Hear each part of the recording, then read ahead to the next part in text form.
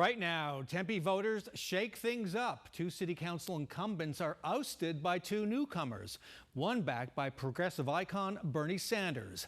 Is the Valley's bluest city getting even bluer? Also on Sunday Square Off, why is one of Maricopa County's top elections officials threatening to throw elections workers in jail?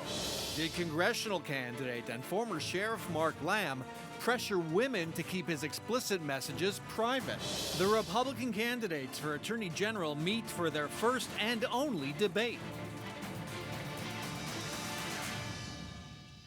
We start with the city council runoff election in Tempe. It is the Valley's bluest city, but the issues there do resonate valley-wide. The homeless population, the high cost of housing, and taxes. Voters had a clear choice in this past week's runoff election: stay the course or shake things up. Voters chose to shake things up, ousting two incumbents on the city council, electing two newcomers.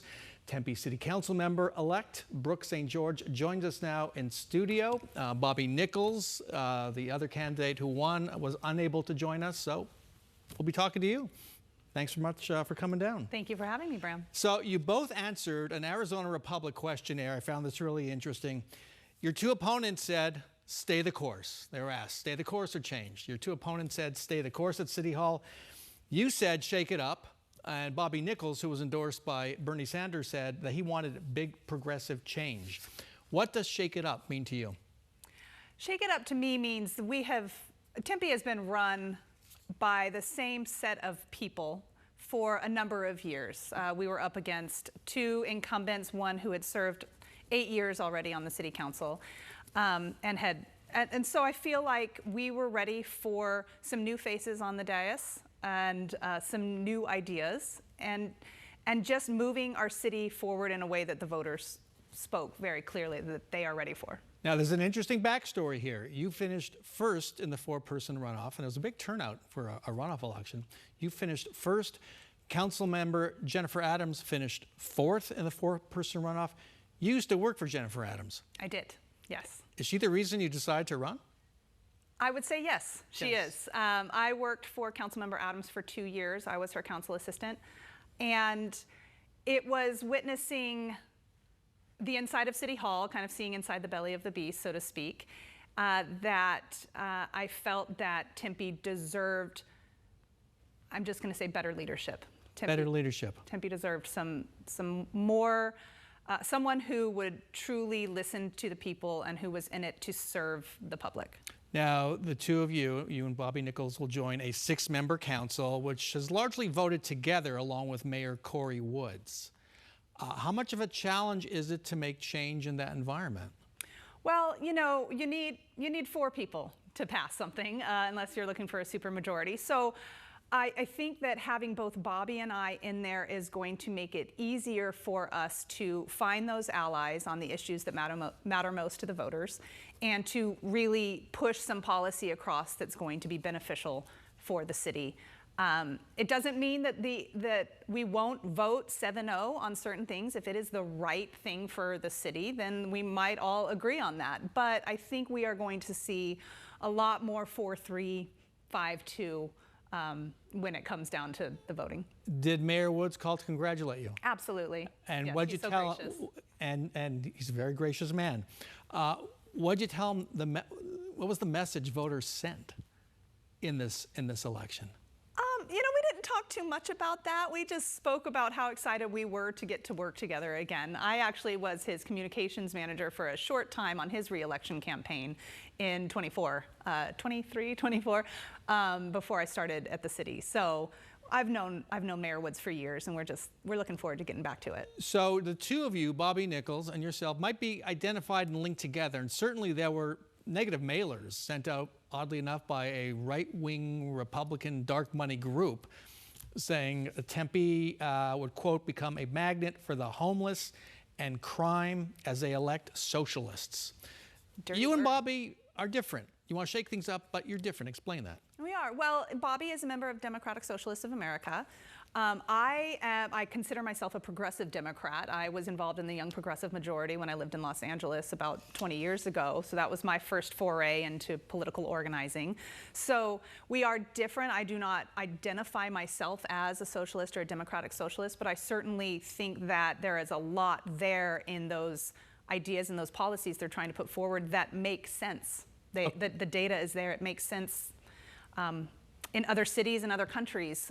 So I used to live in the Netherlands. It's a democratic socialist country. It runs very smoothly when everyone works together to lift everyone up. And that's the idea behind the movement. So give us a couple of ideas that might make sense in Tempe.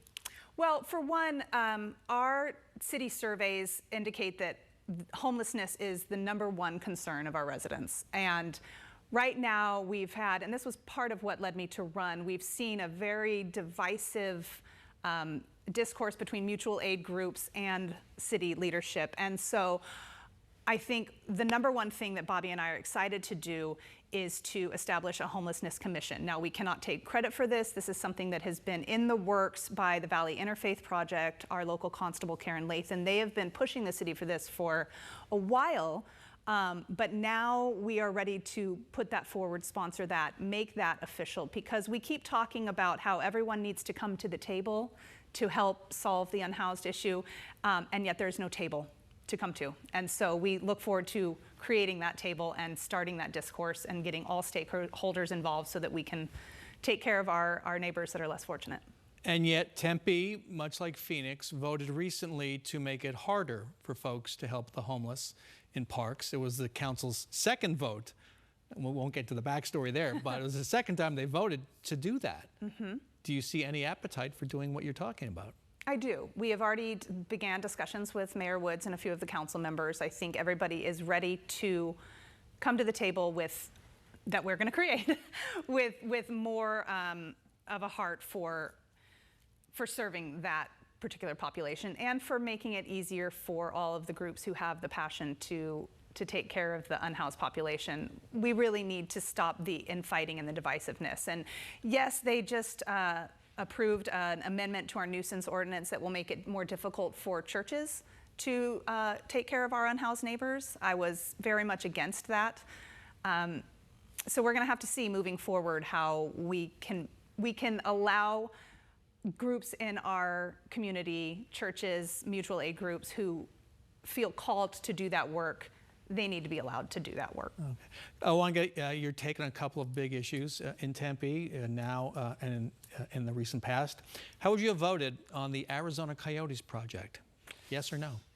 You know, in retrospect, no. At the time, I was not working for the city. I voted yes, but I would say that I did not have enough information about it. I felt like that was a very divisive time for our city. People's feelings are still very raw about that. And that led into this election cycle as well. So in retrospect, I think I would have been a no. But on the dais, you know, it's tough. You can only work with the information that you're given. What information weren't you given? I think I was not as aware of the conflicts that we were having with Sky Harbor Airport and the city of Phoenix at the time. There was some misinformation going around about how toxic the land is there that we're discussing. There were just some things behind the scenes that I now am aware of, and I probably maybe shouldn't talk about on air. Okay, well, we may come back to that in the future. Last thing, the council recently voted to let voters decide whether to raise the sales tax in Tempe because of a $24 million budget deficit. Do you support that vote? No. You do not support. So you do not support increasing the sales tax? No, I do not. I do not think that a regressive tax on our citizens who are already really strapped in the current economy is the answer. And I was pretty clear about that through the election cycle because the deficit was not of Tempe's making. As we know, it was the residential rental tax, the incorporation of Santan, meaning less money coming from the state. So it's not like we got into that mess, but I do think that there is a way to recover. I mean, honestly, that's 1.5% of our total budget. I think that we can streamline our spending and recoup that and not place that burden on our residents. They They also, and when I say they, I mean current mayor and council and the city, did not follow what Tempe usually does when we pass when something this controversial is on the docket. We usually have many public hearings and really get the feedback from the community, and that just did not happen this time. It was kind of thrust upon us. We did have a few council members that thought that half-cent tax should be split out, because right now it's 3/5 of a cent to public safety in a very vague way, 1/5 of the cent to transit, and 1/5 of the cent to our program Tempe Pre. We're not going to be able to vote on those issues separately, and I think that we should be. I think that's fair to the voters to let them decide. All right, got to end it there. Brooke St. George, thanks so much for joining us. Thank Best you, of Brown. luck.